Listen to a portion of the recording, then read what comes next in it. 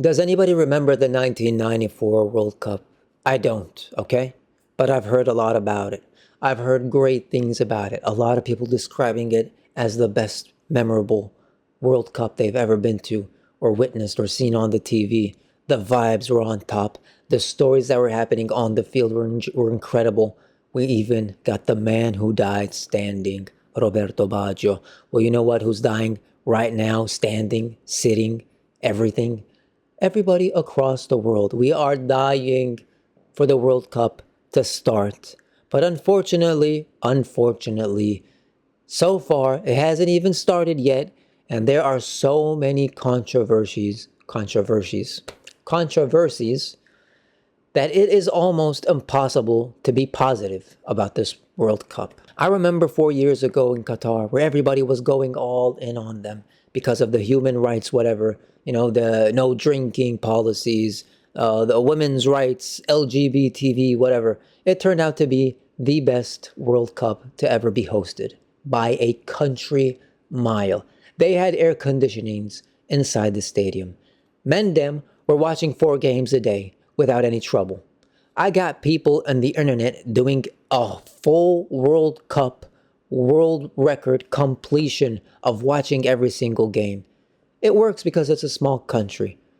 But just because it's a small country doesn't mean that you have to be a good host. They were an incredible host. They did everything perfectly.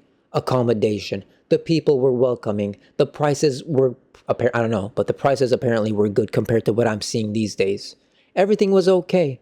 But no, it's a Middle Eastern country. They're backwards. They're human, whatever, blah, blah, blah. Well, guess what? They're a million times better from the garbage that I am hearing right now. I don't want to sound pessimistic, okay? As an American, I want this to work, all right? I want this to work. I'm also Arab, by the way, Arab and American. So I wanted that to work, and I want this to work. But is it gonna work? I mean, I'm seeing stories about the best, by the way, the best African referee being banned from entering the United States because he's from Somalia. I don't know. How are you getting in the country? How is this going to work? Did the FIFA not tell them, like, hey, you're banned from the United States? They did say that. What did they say? Like, hey, I know you're banned, but you can actually go under FIFA. And then they said no. How does this work? The best referee, by the way, this is not no joke. And what is he going to do, like, in the United States? He's going to go referee? Is he going to, like, flee and just be an illegal immigrant in the United States? I have no idea. Either way, that's just one thing.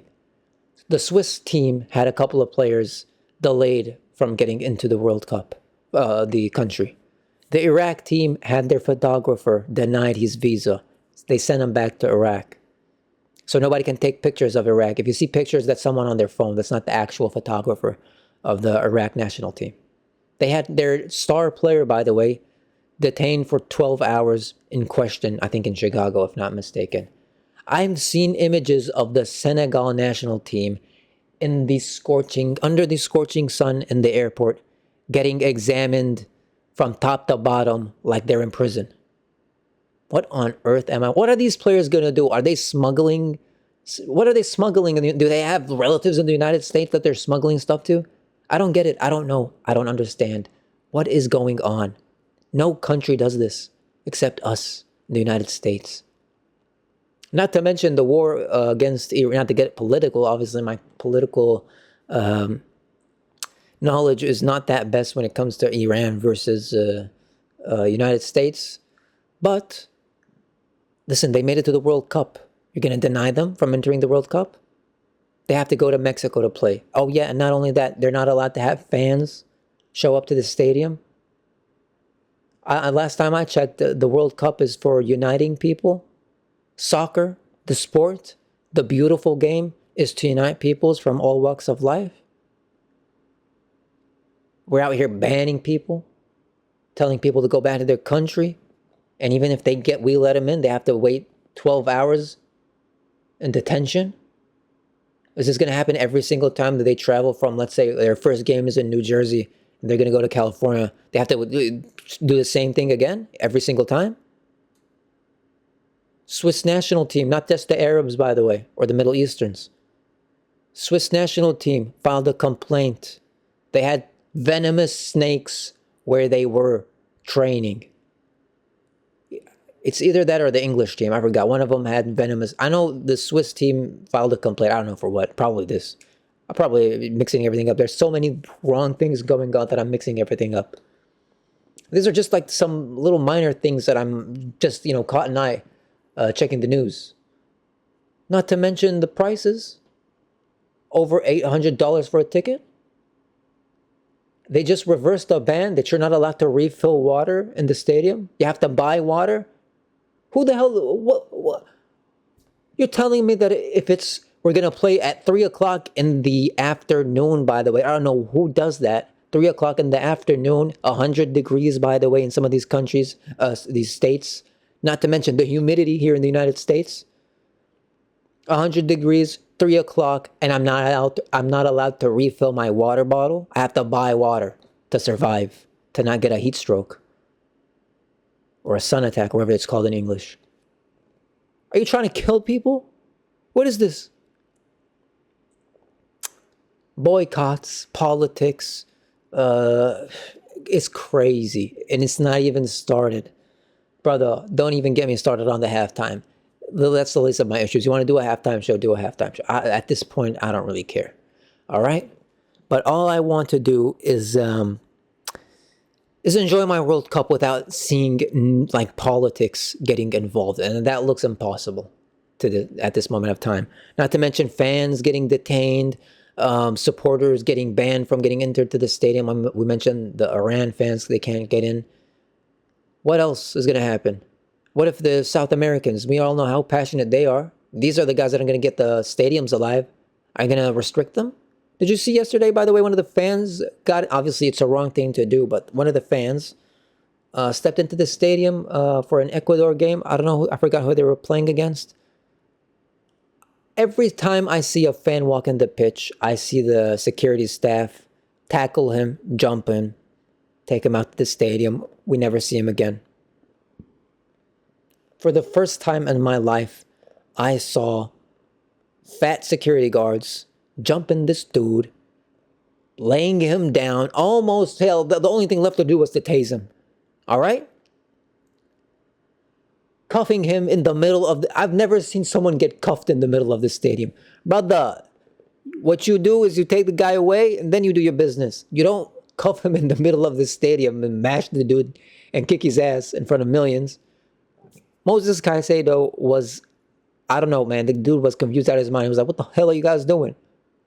This is not how you do things. And genuinely, yes, he's dumbass. Step into the field. Tackle him. Take him away. That's it. Easy. Take care of him away from this scenes. But no, man. Oh my God. In front of the whole world, by the way. A lot of these countries don't really care about American politics or know what's going on. World Cup. Everybody's seeing everything. Everybody's seeing this crap.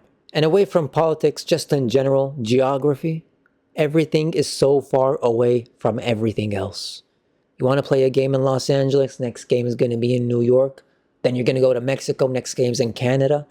I mean, the jet lag is going to be sensationally crazy, all right? I understand it's cool, 3 countries, but it's going to be very difficult for these players. And I don't know, I want to see how they do. I just want to see how they do because I don't think they're going to be well adapted to that kind of thing going on because nobody's used to this. Nobody's used to this. We mentioned the pricing. The final is in the MetLife Stadium. I don't know who can afford to go in. So, the people's game, nobody can afford to see it. Very interesting. If I see empty stadiums, by the way, cut. America does not deserve this. America does not deserve the World Cup. I'm sure if the games that are going to be in Mexico, lit. I'm sure, 100%. I can't say anything for Canada. I think they're passionate about soccer. I know we're passionate as well, but it's because of the prices.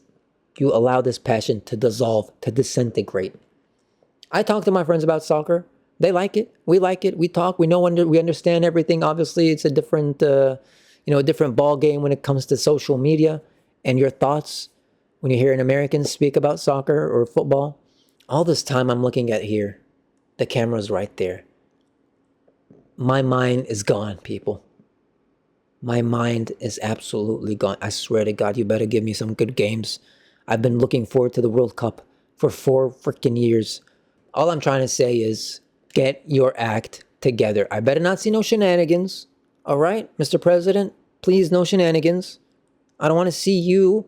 I want to see the players. All right? Be good hosts, be good people.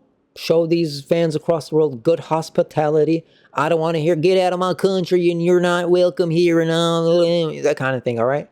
Keep it civil. People are in our country.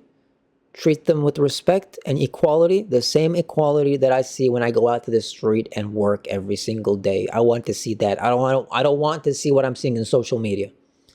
So get it together. Let this game start. Let the shenanigans stop. And subscribe to this channel, people. Peace.